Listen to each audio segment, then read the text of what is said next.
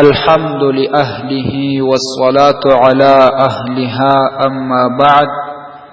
معززو یورور پختنه کړی ده چې کڅوک پروژه کې د ورځې په خپل لاس باندې ځان انزال کې یعنی حیا دی وی چې موټ ووهي نو د دغه سړی د روژې حکم څه دی؟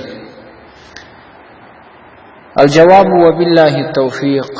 محترمه پلاس باندې ځان انزالول یعنی مشزنی کول دا ډیره لویه ګناه لري او حرام کار دی.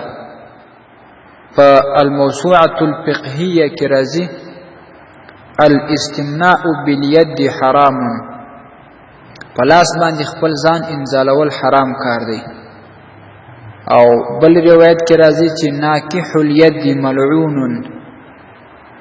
څوک چې د لاس سره نکاح وکړي یعنی مطلب دا چې په خپل لاس باندې خپل ځان انزالوي هغه ملعون دی، د الله تعالی د رحمت بلیری وي.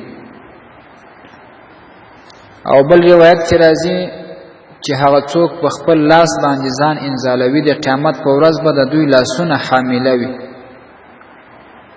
او دا سخت ګناه لري. نو که څوک د روژې په حالت کې دا بد عمل وکړي او ځان په لاس باندې انزال کړي روژه یې فاسده ده، خو بیا هم کفاره ور باندې نشته، د دې روژې قضا ور باندې لازمه ده، د دې روژې قضایي به راوړي. البحر الرائق دویم جلد 202 صفحه، رد المحتار دویم جلد 399 صفحه. والسلام علیکم ورحمة الله وبرکاته.